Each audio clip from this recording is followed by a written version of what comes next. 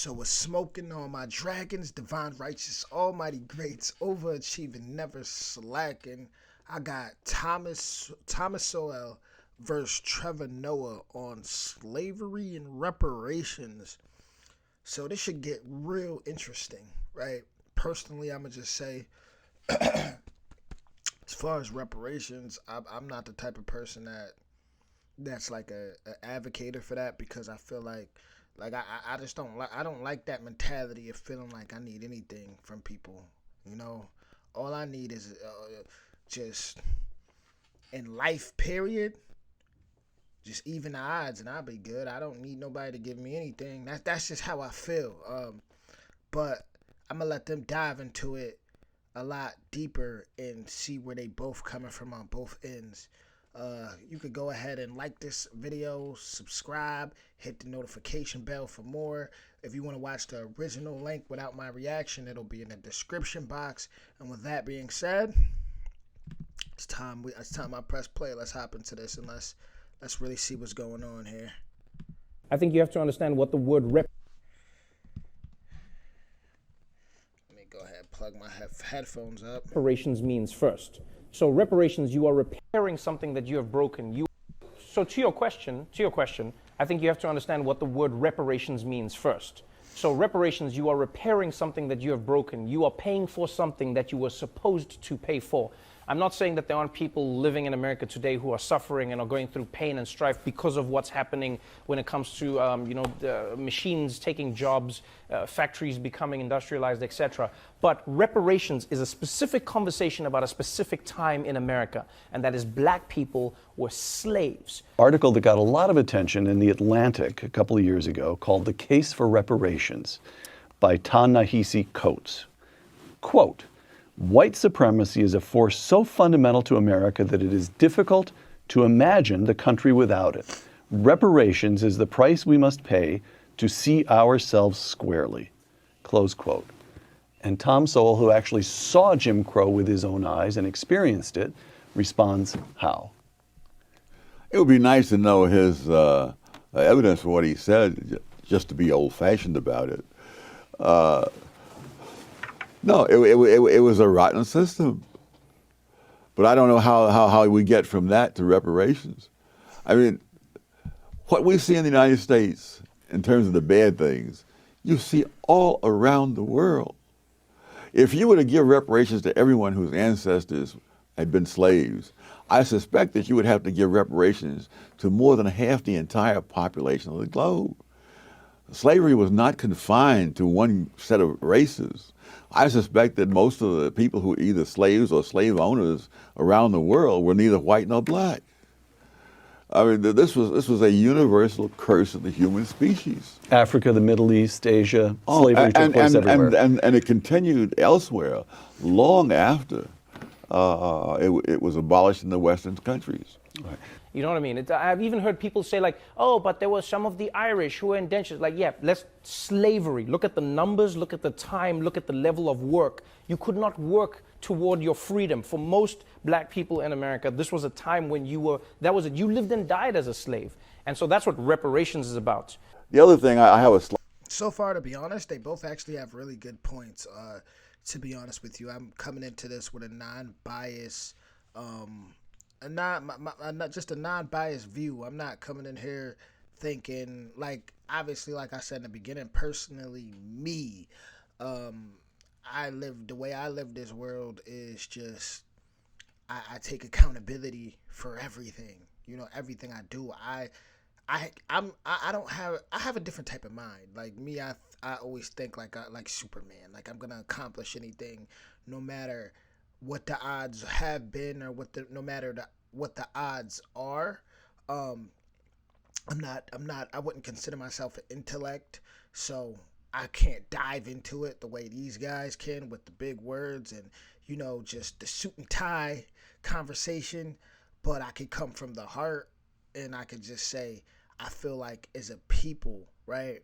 And when I say people, I mean just anybody in an urban community, you know, no matter your complexion, no matter your culture. I feel like for the people, if you have a mindset of, listen, I'm just gonna conquer whatever obstacle, and you learn trades and certain skills outside of like what the media pushes of being, this making it as a celebrity or whatever. Set that aside. If you learn certain skills that are needed in day-to-day life, I feel like especially in the time we're living in where you have so much you could do just so much things. You have side gig jobs like TaskRabbit and these things where you could literally just sign up to the app and and find jobs.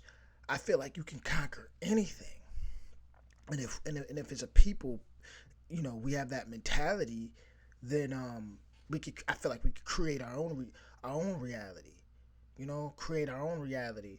But if we have that mentality of giving up, or as like that victim, I just don't see how that would work for anybody. That's just how I feel, but they're both making excellent points right now. That's just my personal take it or leave it. Slight sidebar on the history of slavery. The history of slavery existed all over the world for thousands of years among all sorts of people, as far back as the history of the human species goes. It's one of many evils that the left tries to localize, when in fact it is a universal evil.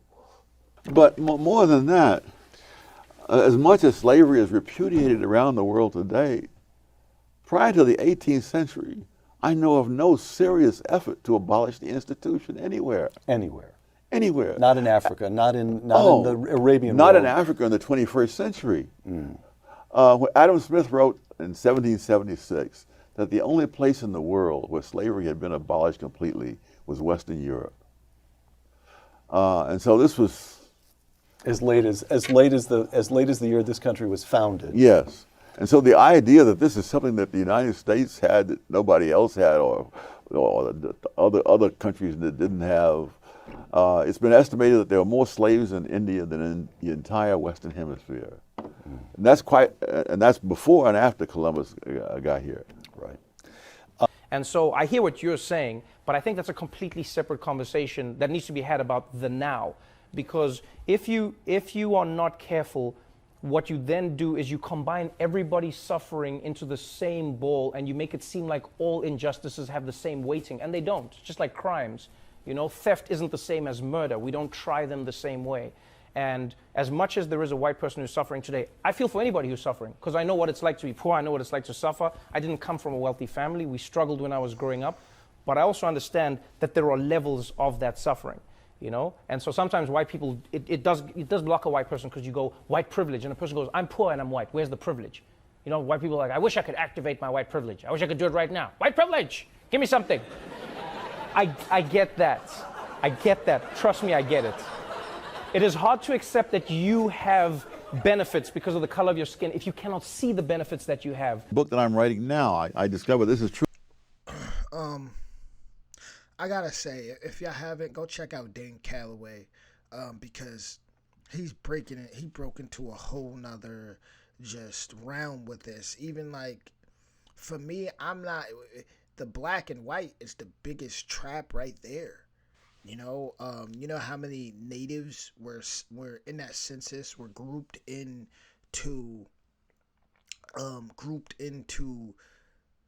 black, Negro, colored, were grouped into that.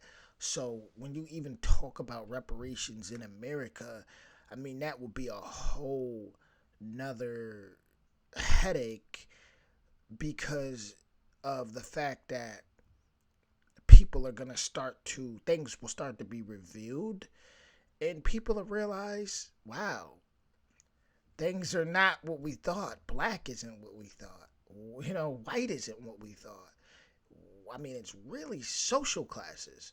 So I feel like these debates really holds people back as a people, as far as evolving. Thomas Sowell has great points as far as it existing everywhere. Uh, that is true. Um, but if we're gonna talk about just the Western world, uh, I feel like that's another debate because things in the Western world got so misconstrued. Like I said, black and white is a social class, guys. Trust me when I tell you. So, oh man, this stuff gets it just. I usually don't even like this stuff. My advice for anybody, even that's watching this, is because a lot of people they listen to reply. They don't really listen to hear what you say. So my advice would be is to just honestly just focus on what you got to do personally, and and you'll attract people that's on that type of time too, if you focused enough. But other than that, it's like man. Let me just press play. I gotta finish hearing what they saying. True not only in the United States, it's true in England, and the situation is wholly different. And yet, if you read the data, for example, from London, the educational tests and so forth, you see that there, immigrants from Africa pass this test they have. I'm talking about low-income people now. Nearly 60% of the time. Blacks from the Caribbean, like 50%, so on. Native-born whites in the same low-income bracket pass this test 30% of the time. And it's the same thing. The foreign people come in, they haven't had generations of being steeped in the welfare state vision, the vision of grievances, victimology, and resentments, the idea that there are enemies out there dedicated to keeping you down. That's the message that's been pumped into the head of the white lower class in Britain, and that's the image that's been pumped into the black low-income people in the United States, and the results are the same in both cases. Now that's a serious point. That's a serious point right there. But the thing I try to explain to a person is, think of it more like golf. Don't think of it as privilege, then think of it like a handicap, right? In golf, they acknowledge that you are in a position where you need so many advantages to be competitive in the game. Is that we ought not to be doing this? There are various laws and policies that benefit one group at the expense of another. But I think affirmative action has the distinction of being one that it harms everybody, though in different ways. And so there's a lot of evidence that there are black kids who have all the qualifications to be successes in college, who nevertheless are failures because they are systematically mismatched with institutions whose standards they don't meet, even though they may meet the standards of 80 or 90% of the colleges in America. I remember first aware of this when I was teaching at Cornell, and I found that half the black students at Cornell were on some kind of academic probation. And so I went over to the administration building and looked up the. That's funny. I was gonna go to Cornell, but I was gonna go for the agriculture program because I'm like I said, I'm one of them people that's big on just knowing trades, farming, things like that. Like that's the type of man I am. Like I want to grow food and just be hands on. That's how I am. So it's just funny he would mention that. SATs of these students. The average black student at Cornell at that time scored at the 75th percentile. Which is pretty darn good. Yes. And so that means that in most colleges in this country, they would have no trouble, and many of them would be on the dean's list. But at Cornell, the average liberal arts student at that time was in the 99th percentile. And when you're teaching the students like that, you teach at a pace that most people of any race cannot keep up with. And it was always complained that I was assigning all kinds of reading, but heck, I'm teaching kids who are in the top 1%. They can keep up with the reading that I'm assigning. So Cornell was taking very talented black kids and spending 4 years teaching them to feel inadequate. Yes, and succeeding at that. Right? So what they say is you have a handicap of 15, so that means like you're going to be hitting from this tee and you get more chances to get the ball in because we understand the position you're in. And if you're a black person in America, from slavery, from day one, pondering all this, I noticed something, a column that you wrote, this is a couple of years ago, in which you rebutted Nicholas Kristof of the New York Times. And Kristof had ascribed the gaps between African Americans and whites in America, gaps in wealth, gaps in educational achievement, the usual gaps, to, and this is a quotation from Kristof, to the lingering effects of slavery, close quote. Oh, yes. And here's Tom Sowell, quote, "If we wanted to be serious about evidence, we might compare where blacks stood 100 years after the end of slavery with where they stood after 30 years of the liberal welfare state. In other words, we could compare hard evidence on the legacy of slavery with hard evidence on the legacy of liberals," close quote.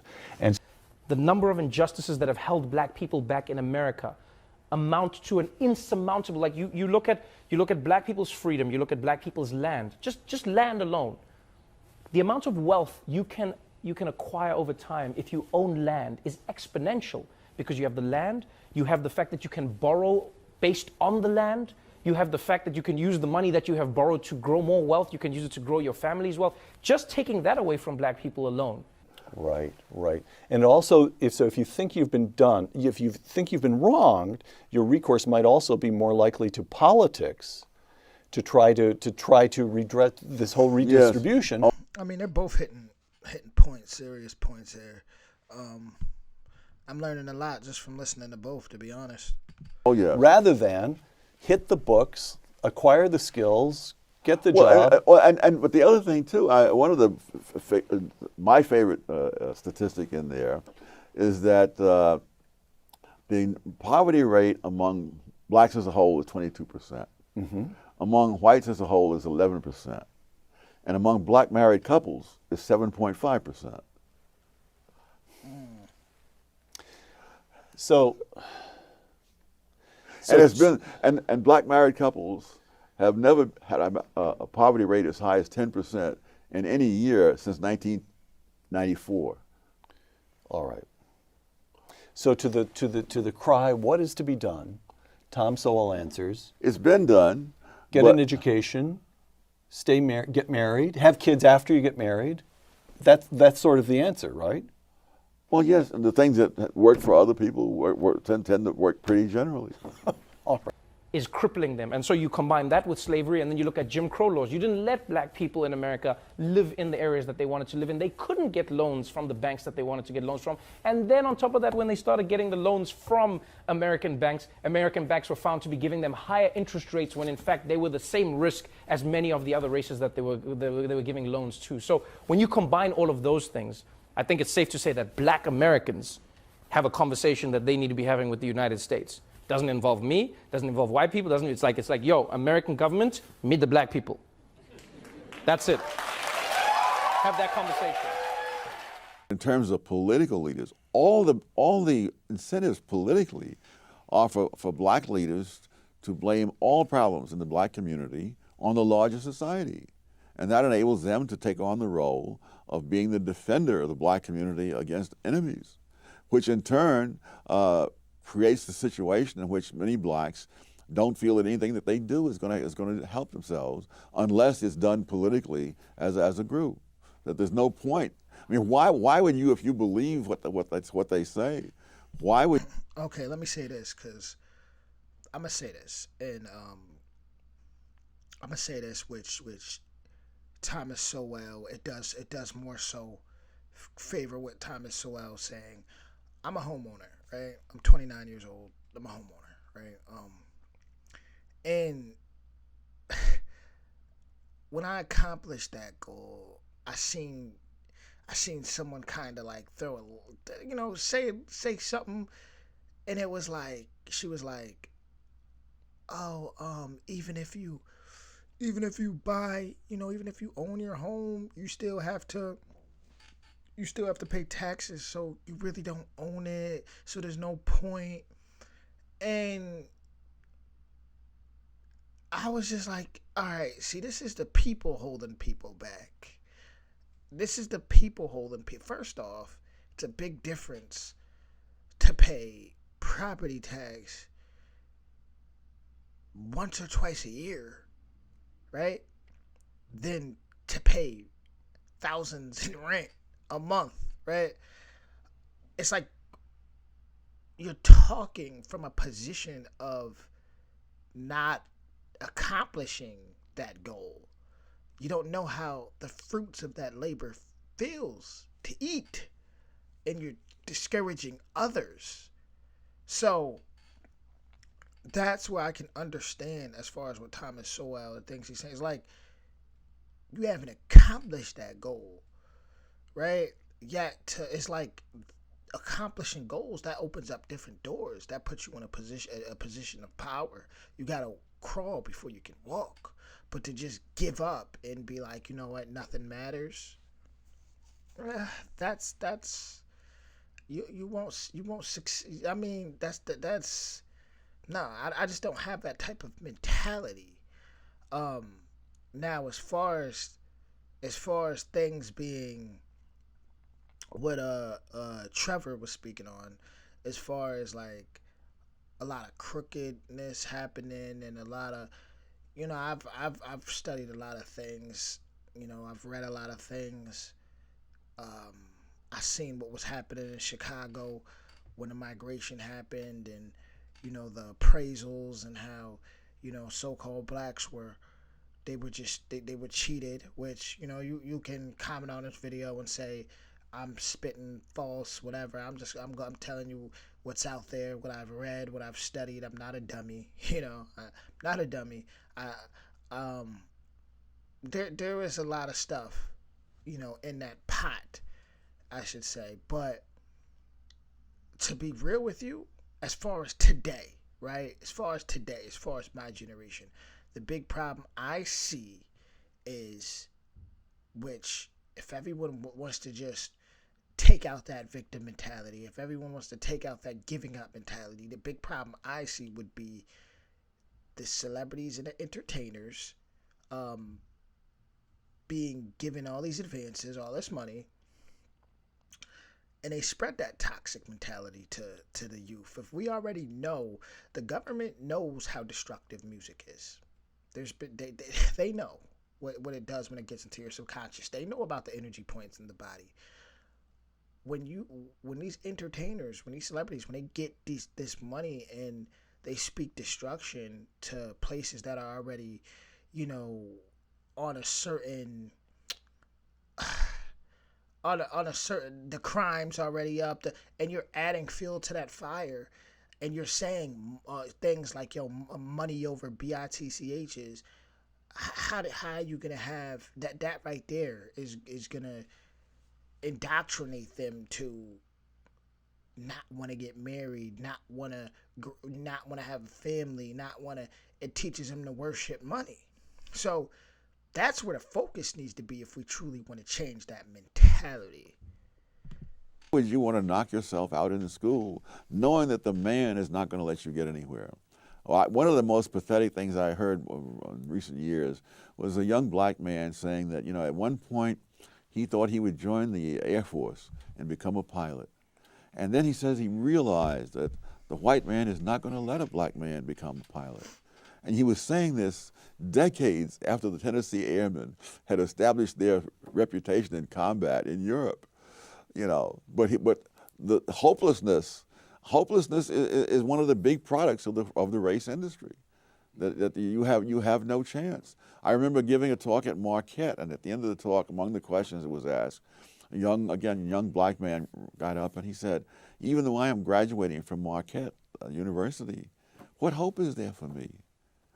And having gone through college when I was in the 50s, I don't remember any blacks saying that in the 1950s, when there was a lot more.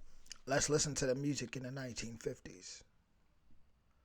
What music was mainstream? What music were they listening to in the 1950s compared to today? What music were they listening to? More obstacles to overcome than there were when this guy is graduating from Marquette. But you have to produce that kind of feeling in order to serve the interests of those in the race industry. The music industry pushes that. The entertainment world pushes that. Basketball player or some type of athlete or a drug dealer or a rapper. They push that to these these urban communities, and and that are already broken. And it just, if artists were to switch up their tone, and the mainstream world was to push that, was to push family and push all that, switch up the frequency, switch up the beats, I guarantee you would see a change. I put my last dollar on that. Somewhere watching this interview, there's a young Thomas Sowell. There's an African American who's smart and wants to do something with his life. It seems to me we've already got one piece of advice you'd offer to him is stay away from the races industry. Stay away from the race hustlers. What advice would you give a young Thomas Sowell? How do you make something of yourself as an African American in America today? The way anybody else would. You equip yourself with skills that people are willing to pay for. All right. Tom? Ain't that what I said earlier, too, about a trade? But they both made excellent points, and yeah, they definitely made excellent points. That was intriguing, definitely. If you like that video and you want to hear more, leave your recommendations in the comments, like, subscribe, hit that notification bell. Like I said earlier, the original link will be in the description, and much love to everybody.